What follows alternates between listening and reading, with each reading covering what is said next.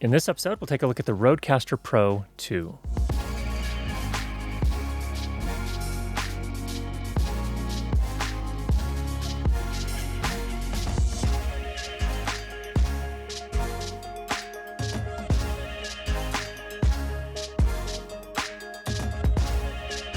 The RODECaster Pro II is a very deep product, so we're going to do an initial review here. We'll probably dive in and do some more tutorials on how to get things set up in more detail, but I wanted to first disclose this was purchased with our own money. It wasn't given to us by anybody. Nobody's paying us to make this video, just so you have that background. Also, I'm coming from the perspective of someone who live streams and podcasts, not so much from the music perspective. If you are a musician and you're looking to buy this as a musician's tool for recording music, I don't know that this review is going to be really helpful to you.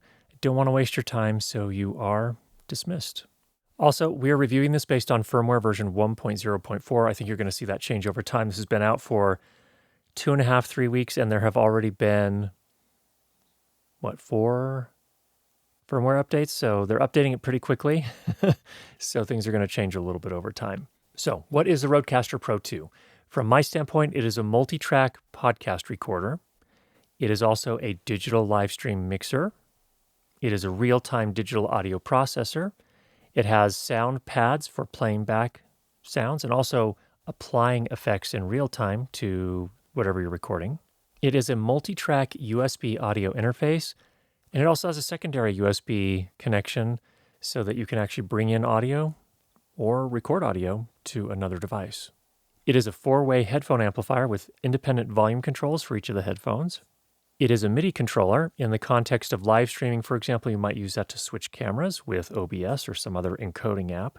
And overall, this is essentially a purpose-built computer. It's really kind of a dedicated digital audio workstation in the classic definition of that. So that's what the RODECaster Pro II is. So what is the RODECaster Pro II not? And the reason I bring this up is I think some people took the original RODECaster and tried to do things with it that it wasn't really designed for. So for example, they tried to use it for live streaming by feeding the audio from the monitor outputs into a hardware switcher like an ATEM. And you could kind of make that work. The monitor outputs were balanced. They were a little bit lower. They were kind of, I would say, probably consumer line levels, but it was a little bit of a stretch. And in some cases, if you're using, for example, an ATEM Mini and you had an unbalanced input, you had to get some adapter cables. You could make it work, but it wasn't really designed for that. The new RODECaster Pro II, I think, addresses some of those issues, but there's still some cases it's not for. If you're using it for a live show with a lot of inputs, and especially with a lot of where you have a need for a lot of outputs, for example, stage monitors, stage in-ear monitors, any of that kind of stuff, this is really not built for that. It just doesn't have enough inputs and outputs to manage those kinds of situations.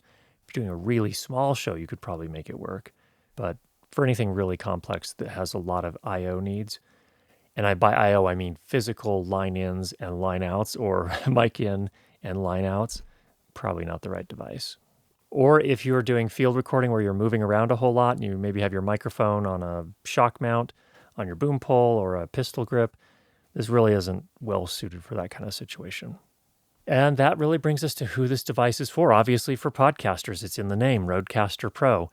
It's also for live streamers. I found it really useful. I used it on my live stream last week, and using this along with Ecamm Live was really, really nice to be able to have physical controls, faders, to control our microphones, and I really, really enjoyed that. I very much prefer that over software mixers, even like the ATEM software control app, where you have faders that you can adjust with a mouse or a touchpad, but it's not really the same.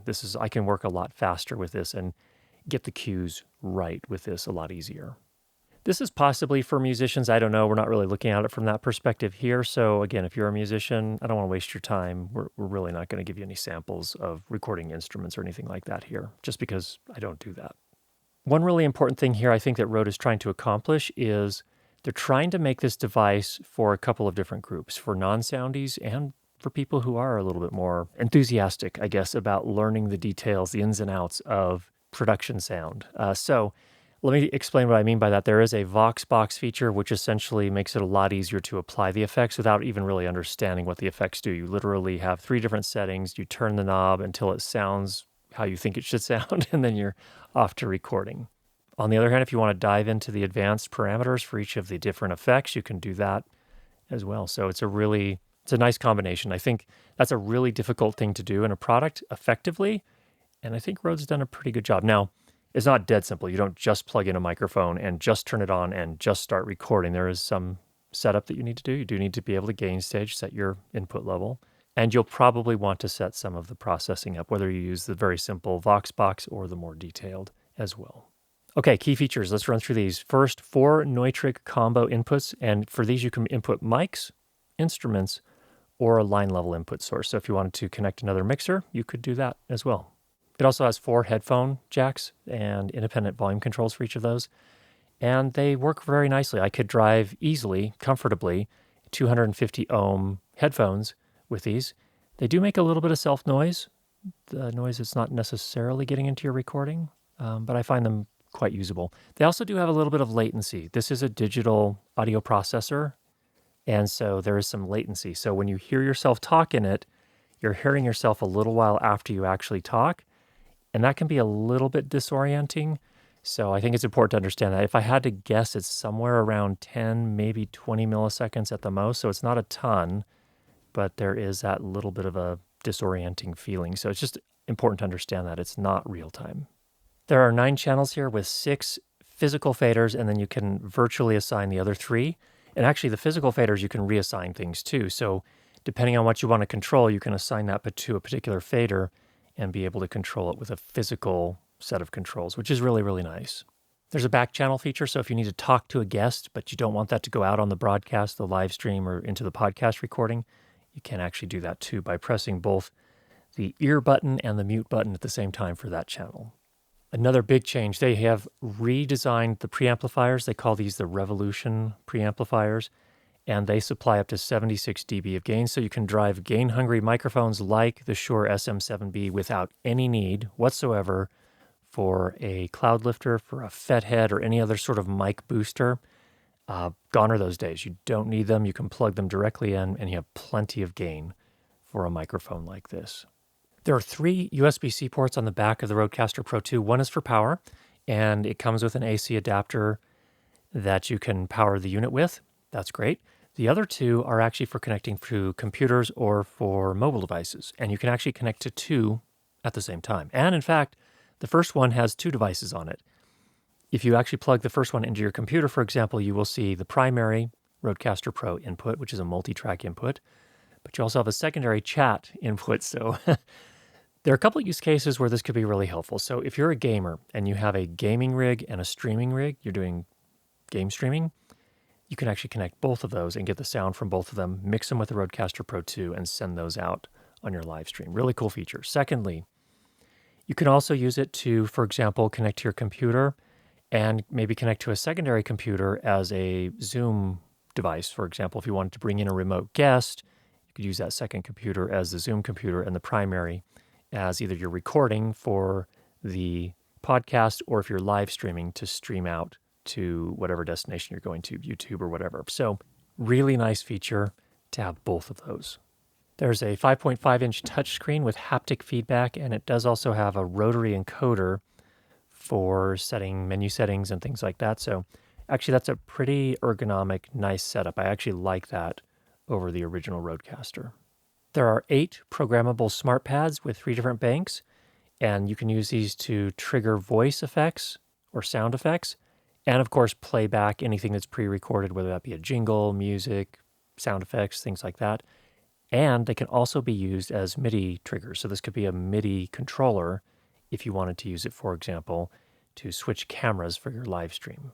And all of the RGB color LEDs are actually assignable. You can change the colors if you prefer to do that.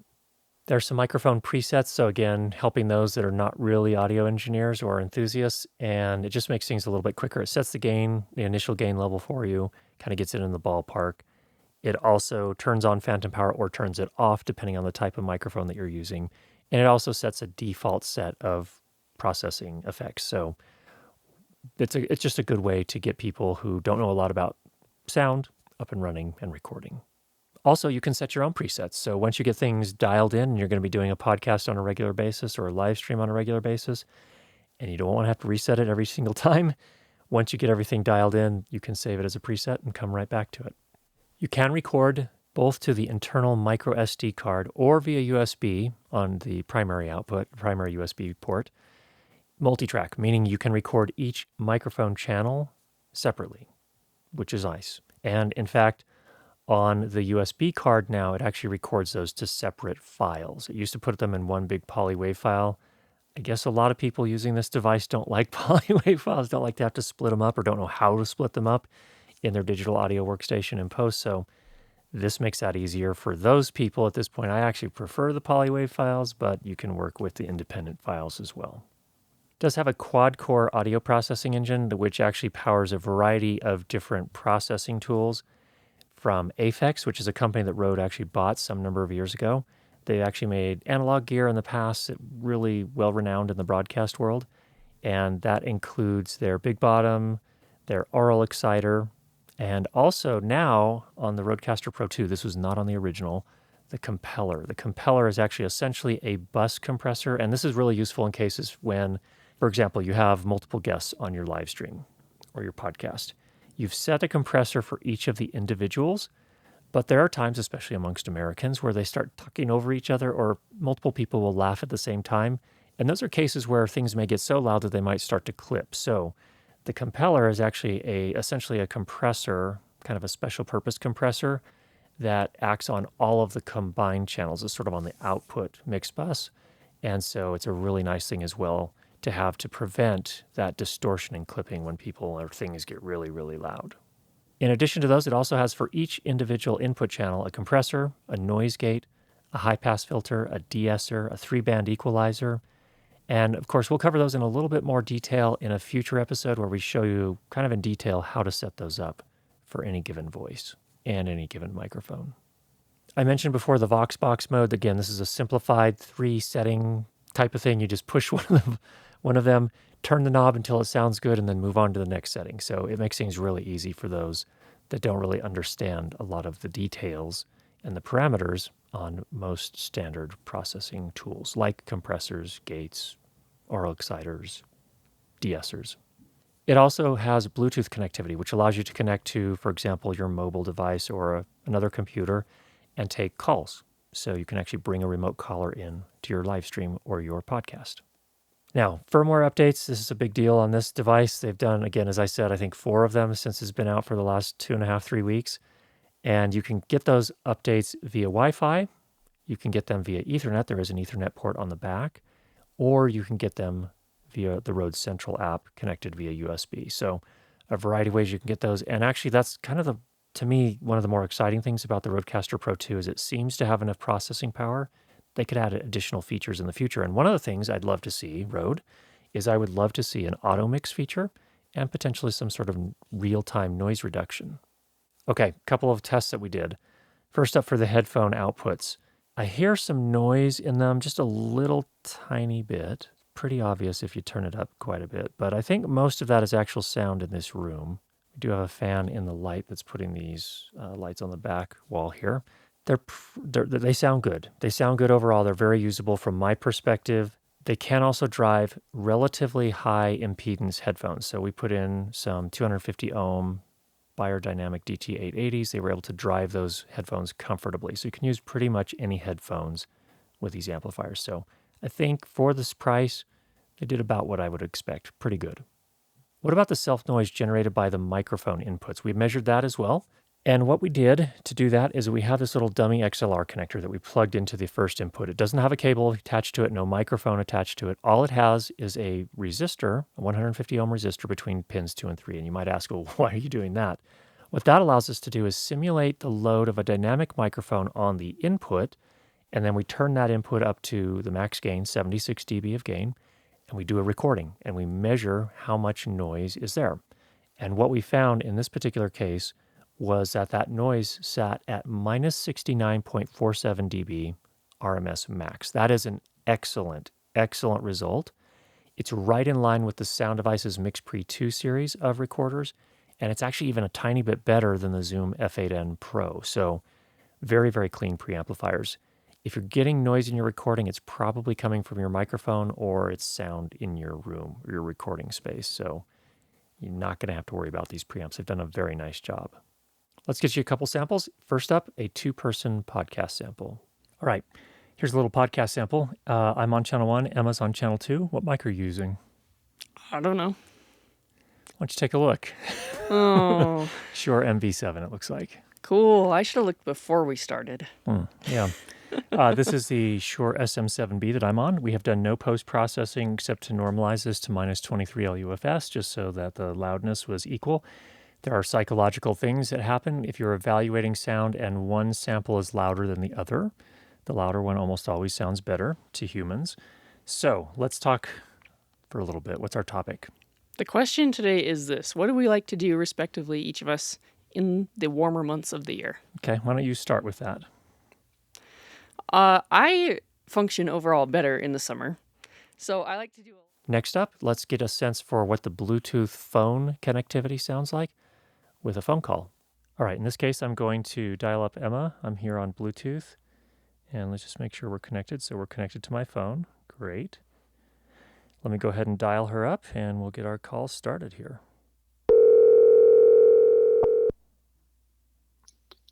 Hi, how is it now?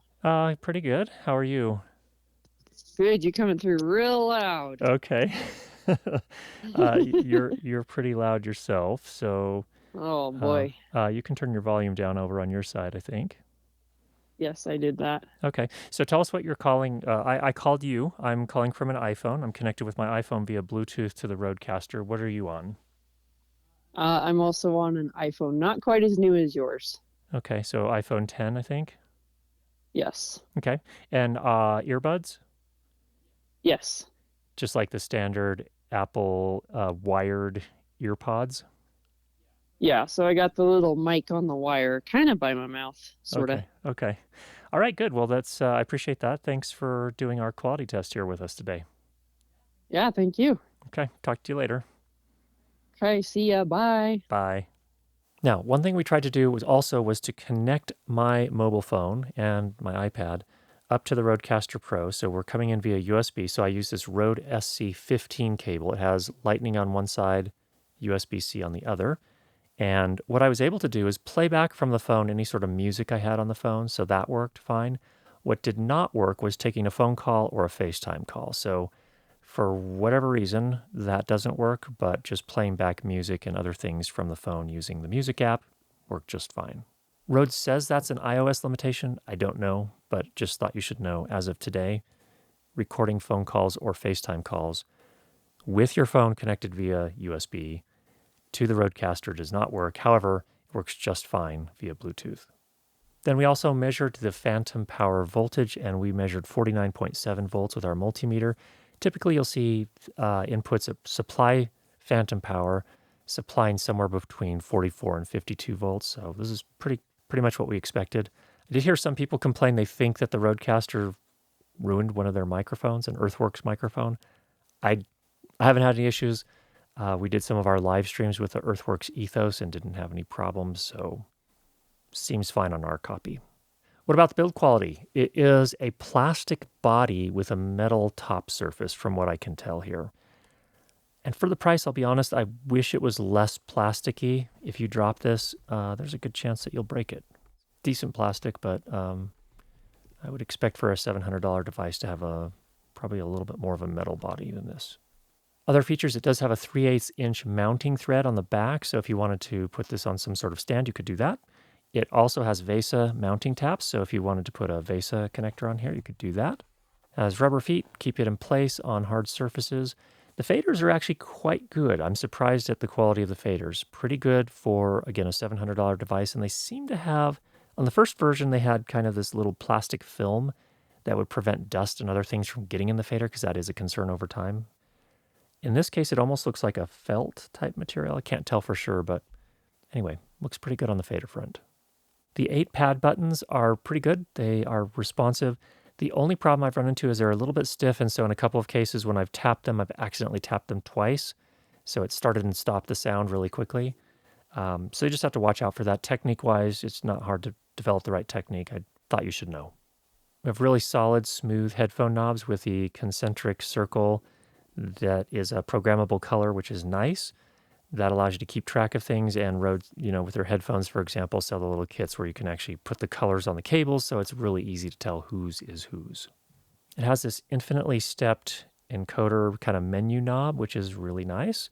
And it also, if you press it as a button, that's actually very ergonomic. I find that very easy to use to set settings. I think it's a really nice job there. All the other buttons are decent and responsive. No complaints there. With one exception. The power button is this weird mushy thing.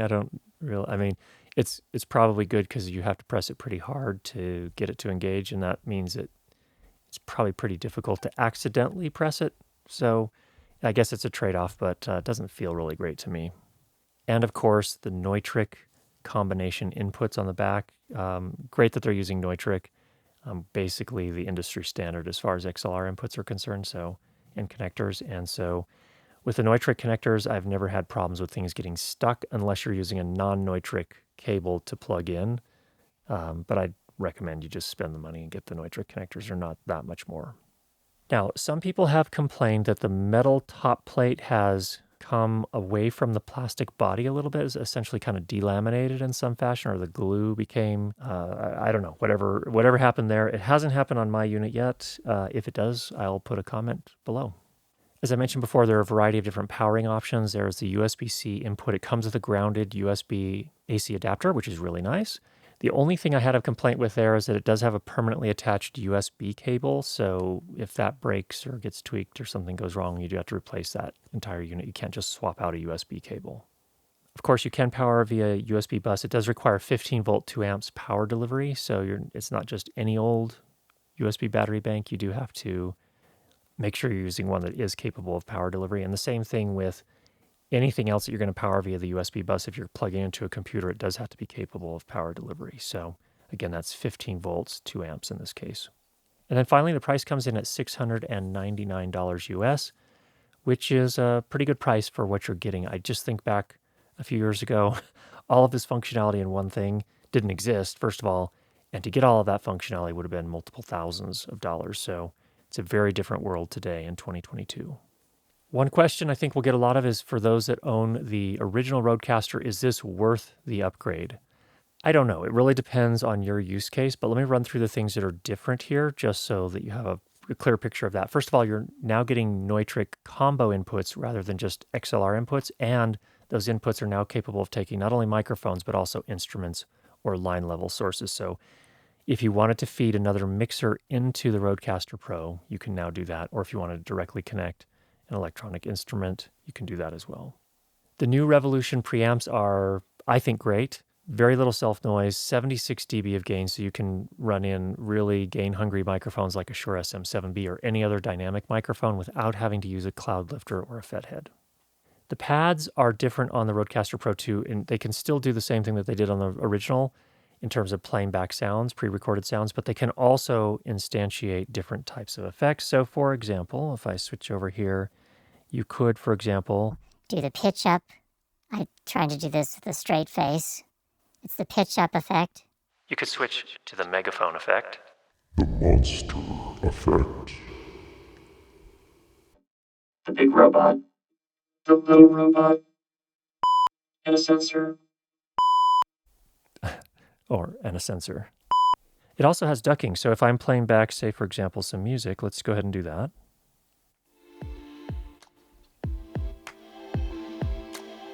And I wanted that to duck a little bit while I talk, you can do that by holding down the ducking button.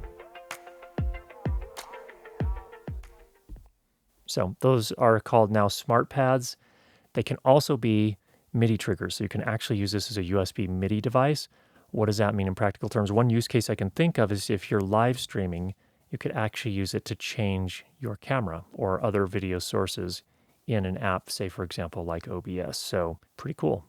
In the RODECaster Pro II, you now have the compeller on the output bus, so that's really nice for managing things. You did have a compressor on the output bus before. The compeller just sounds really good to me if you get it dialed in just right.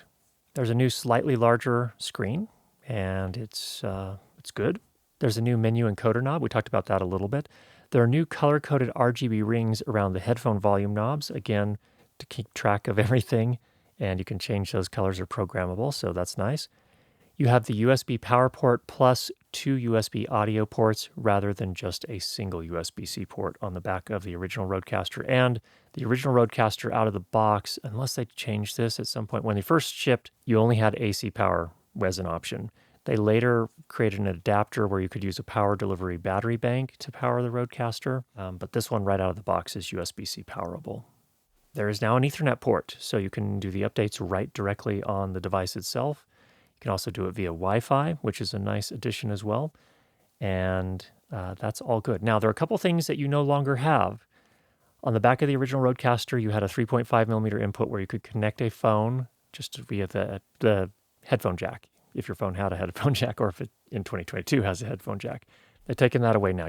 Now you have 2 USB ports or Bluetooth instead. The original RODECaster had a 3.5 millimeter headphone jack on the front. That no longer exists on the RODECaster Pro II.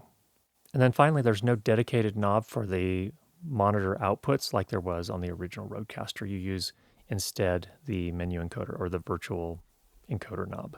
And just one other small difference, this is a little bit smaller than the original RODECaster. Weighs about the same, but it is slightly smaller in physical size. So between all those combination of features, you'll have to decide for yourself whether that's worth the money, the investment. Up to you. Now, how does this compare to something like a Zoom F-Series recorder or a Sound Devices MixPre recorder when it comes to specifically live streaming or podcasting? Let me just kind of talk about some of those things.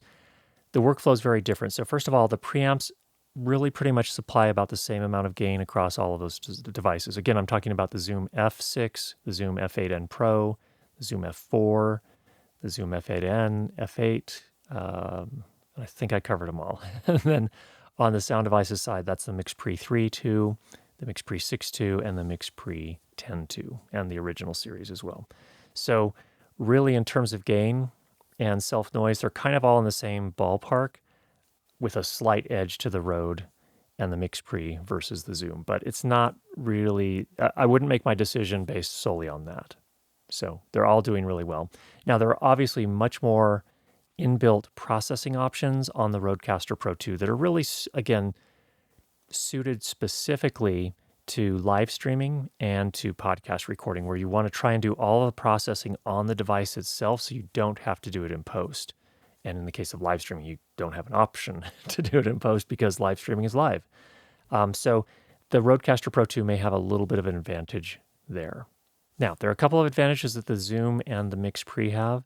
First of all, both the Zoom F6, the F8M Pro, and all of the Sound Devices MixPre have auto mix options. That does not currently exist as of July 2022 on the RODECaster Pro II. I'm hopeful that at some point Rode will add something like that. What does an auto mix thing do? If you have multiple people on your show, whatever kind of show it is, and they all have microphones going at the same time in the same room, the problem is that when I talk, my voice gets picked up by my microphone, but it also gets picked up by the other microphones in the room. And that creates this sort of weird, phasey, not very pleasant sound. And in addition to that, any noise that's in the room gets picked up by all of the microphones, unless you physically go in and pull the faders down for the people who aren't currently talking. It's a lot of work, and it's really hard to predict when someone's going to talk sometimes. What an auto mix does is it automatically does that. When someone's not talking, it automatically lowers their fader a little bit, so that microphone isn't picking up breathing, other room noise. And it's also not picking up the person who's currently talking across the room or across the table at the same time. And so in the end, you get a much cleaner sounding recording without having to do all this work all the time by moving the faders around constantly. And then finally, the MixPre also has a noise assist plugin. It costs extra money, but that can be really useful if you are recording in places where there's a fair bit of ambient noise, maybe an air conditioner running the entire time. That noise assist is a really, really nice feature that makes things a lot easier. So here's the total wrap up and my opinion. If you were to try and buy all of this functionality 10 years ago, you would have had to buy a lot of different gear to make it happen. And it would have been a lot more expensive than the $699 US that this costs today. So that's an amazing thing about being alive and being a podcaster or a live streamer in 2022. You can do amazing things for a lot less money. Now, it's, I think, a great fit for independent streamers and podcasters. Could even be used professionally if your needs fall within its feature set. Big shows, complex shows with lots of outputs obviously aren't going to work, but otherwise, pretty good fit. I would say for my own live streams, which I do every week, last week we used this along with Ecamm Live and my camera setup, and this worked really, really well. I was very happy with the results. It made it so much easier to play the intro and outro music, to have that built in to the RODECaster Pro II and be able to hit one of the pads to just play it, to physically be able to move faders very quickly instead of using a software mixer that you normally would use, in my case with an ATEM software control app. Grabbing a mouse or a touchpad and trying to move a fader is a lot less convenient and efficient and smooth as it is when you're doing it with a physical fader. And so that combination set just worked really, really well for me. So hopefully that gives you some perspective on the RODECaster Pro II. And if you have any questions, go ahead and leave those down below. If you've not already subscribed, make sure you do that. And we'll be sure to get you more great videos on how to improve your lighting and sound for video. Talk to you soon.